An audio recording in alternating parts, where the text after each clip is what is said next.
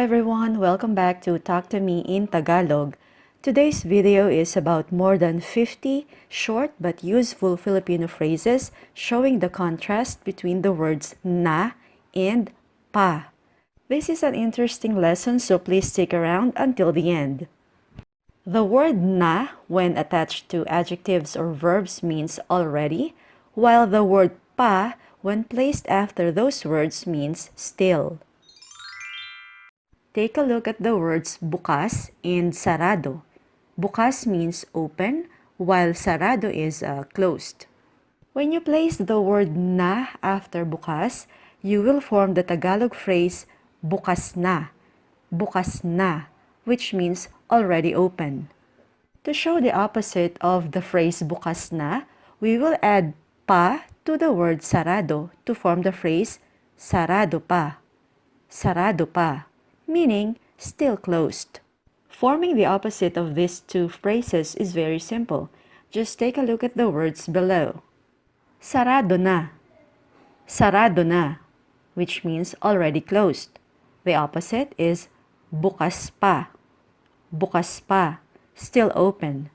Let's use bukas na and sarado pa in a sentence. Bukas na ba ang tindahan? Bukas na ba ang tindahan?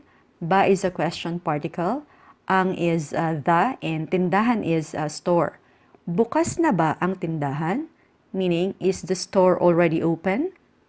There are two possible answers to this question. First is the negative, hindi pa, sarado pa, mamaya pa magbubukas.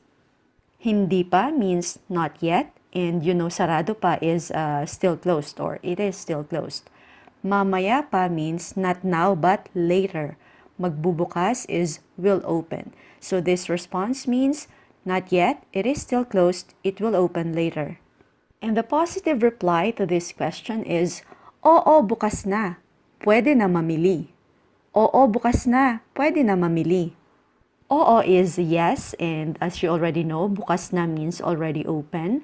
Pwede is can, mamili is to shop. So, pwede na mamili is can shop now. Oo, bukas na, pwede na mamili. Yes, it's already open, we can shop now. Here's the next pair of our na versus pa phrases. Malaki na, meaning already big. The opposite is maliit pa, meaning still small. Then we have maliit na, already small. And malaki pa, still big. Hiwalay na, meaning has broken up because the word hiwalay means apart. The opposite is magkasama pa, still together. Madilim na, Madilim means dark, so this phrase means already dark. This is usually used after sunset. Maliwanag pa, The word maliwanag means bright.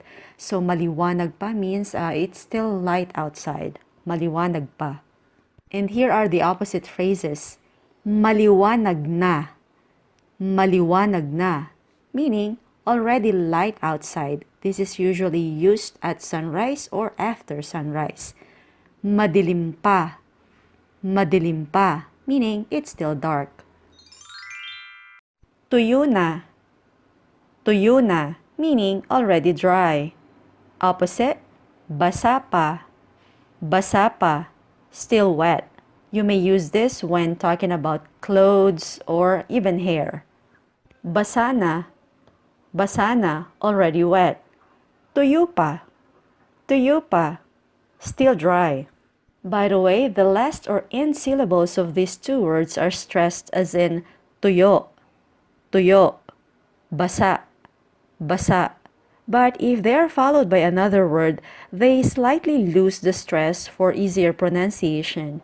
So instead of tuyo pa or basa pa, they sound more like tuyo pa or basa pa. Malambot na, meaning already soft. Opposite, matigas pa, still hard. Or matigas na.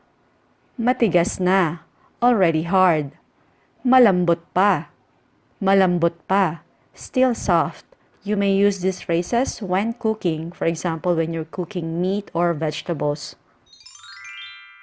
Malinaw na. Malinaw na, meaning already clear. Malabo pa. Malabo pa, still vague or still unclear. Malabo na. Malabo na, already vague.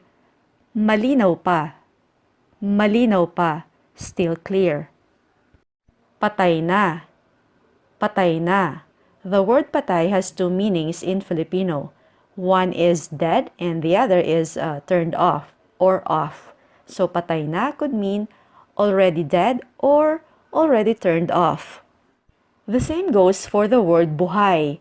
Buhay means alive or on. So buhay pa means still alive or still on. Buhay pa. Buhay na. Buhay na. In this case, we can only say already turned on. Buhay na. Patay pa. Patay pa. Still off. Wala na. Wala na, meaning already gone or no more. Opposite, meron pa. Meron pa. To still have something. Meron na. Meron na, already have. Wala pa. Wala pa, none yet. Tulog na. Tulog na, meaning already asleep. Gising pa. Gising pa, still up or still awake. Gising na.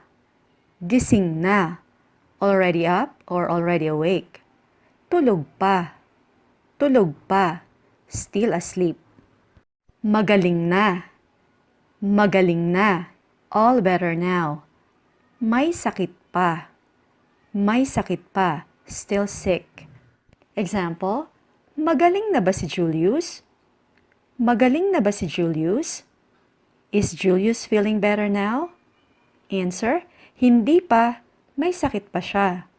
Hindi pa, may sakit pa siya. Not yet, he's still sick. Malapit na. Malapit na, meaning very close now or near now. Opposite, malayo pa. Malayo pa, still far. Malayo na. Malayo na, already far away. Malapit pa. Malapit pa, still near or close by.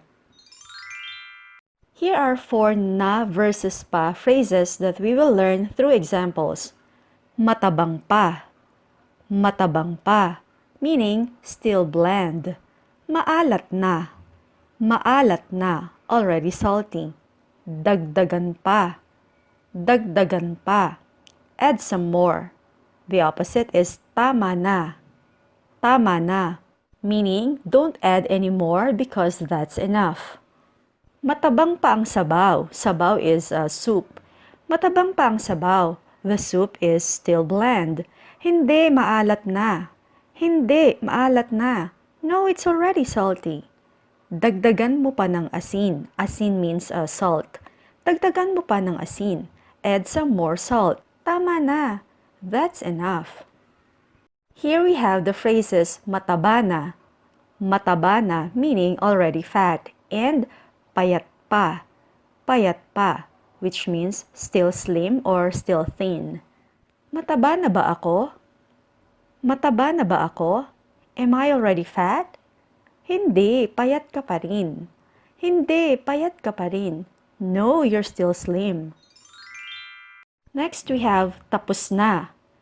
Tapos na, meaning already over. And the opposite is umpisa pa lang. Umpisa pa lang. It has just started or it's just the beginning. Tapos na ang palabas pagdating ko. Tapos na ang palabas pagdating ko. Palabas is a show. Pagdating is arrival or when somebody arrived. Tapos na ang palabas pagdating ko. The show is already over when I arrived. To say the opposite, buti na lang, umpisa pa lang nang dumating ako. Buti na lang, umpisa pa lang nang dumating ako. The phrase buti na lang can be translated into it's a good thing. Umpisa pa lang is has just started. Nang dumating ako is when I arrived. Buti na lang, umpisa pa lang nang dumating ako. It's a good thing it has just started when I arrived. Our next phrases are gusto pa, which means to still like someone or something. The opposite is ayaw na, to not like someone or something anymore. Example, gusto mo pa ba ako? Gusto mo pa ba ako? Mo means you and ako is me or I.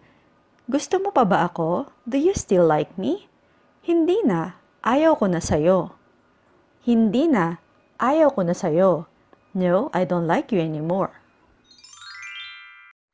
Matanda na, meaning already old. Opposite, bata pa, still young. Example, sa edad na 44, bata pa ako. Sa edad na 44, bata pa ako. Edad is age. At the age of 44, I'm still young. 44, matanda ka na. 44, matanda ka na.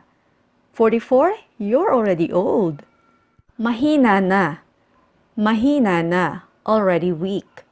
Malakas pa, meaning still strong.